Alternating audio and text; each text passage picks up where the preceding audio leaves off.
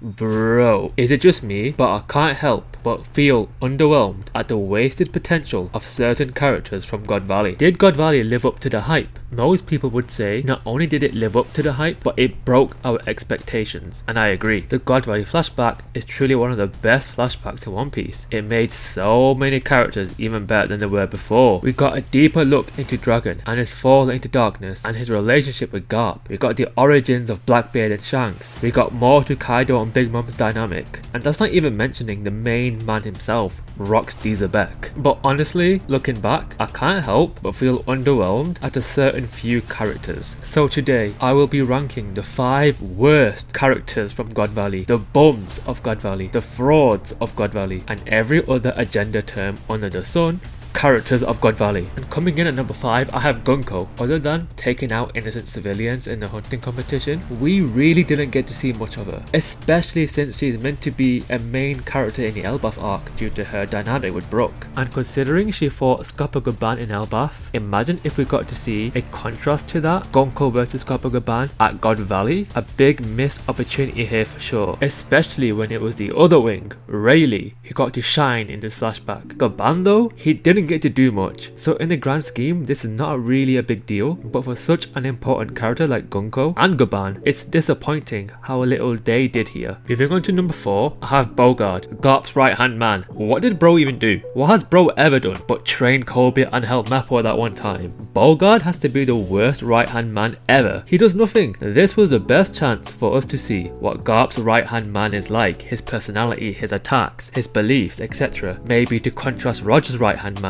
or Luffy's right hand, but no, Bogard did nothing, like the bum he is. That's all there is to say about him. And I actually have Sommers as the 3rd biggest bum of God Valley. The issue most people have with Sommers is that he has never looked threatening. First losing to old man Gaban, then Rayleigh, then Luffy, then Loki in like what, 20 chapters? And only now, after Emu has given him the Omen power up and the sword power up, only now he looked somewhat threatening. God Valley was Sommers' chance to finally establish himself as a threat, but he gets one shot by Rayleigh and sent through a wall. He doesn't even get a chance to maybe fight someone else, like Kaido or Big Mom or Whitebeard, because after this he is done for the flashback. Not only that, he had a vast variety of choosing to pick from, but he doesn't get any chance to redeem himself. After this he's just done. That's why he's a top 3 bum of God Valley. Now this may surprise you that he's not number 1, but I have Garling. This is supposed to be Shanks' dad, the next Gorosei. He was built up as the champion of God Valley. That was literally his debut panel. The very first thing we were told about him is that he was the champion of God Valley, but we actually learned that he was the fraud of God Valley. Bro got utterly embarrassed. The issue isn't that he lost to Rox, there's no shame in that. The issue is that we didn't get to see what Garling could truly do. Remember when Whitebeard said to Garling's son,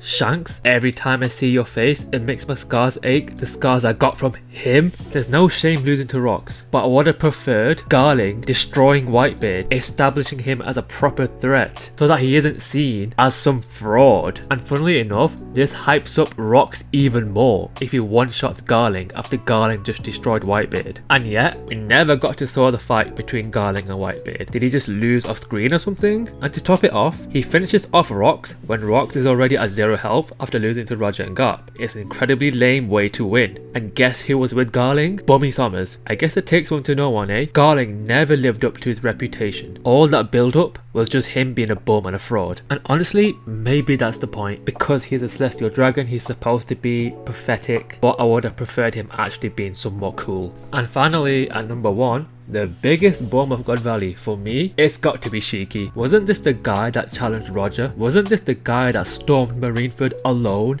to fight Garp and Sengoku? Wasn't this the guy to be the first person ever to break out of Impel Down? Wasn't he supposed to be the OG 4th Yonko before Shanks? And yet, we didn't get to see a single fight for Shiki. You know it's bad when he wasn't even invited to the Emu party, especially since the outcome of Emu being unaffected would have been the same if Shiki was there. So why isn't he there? How will it change anything? Just put him in, add him in. What difference will it make? I can't stress how bad the Shiki treatment was, especially since he's been built up way before God Valley, since the Strong World movie. There was just so much expectation for this character, and he was basically just a bum. I still really like Shiki, but I like the Shiki that challenged Roger, the Shiki that challenged much than Goku and Garp, not the God Valley Shiki. If I had to rate God Valley out of 10, I'd probably rate it a 9 out of 10. Like, it's almost the best. It probably is the best flashback for me, but I can't help but feel a little underwhelmed at a few characters. But what do you think?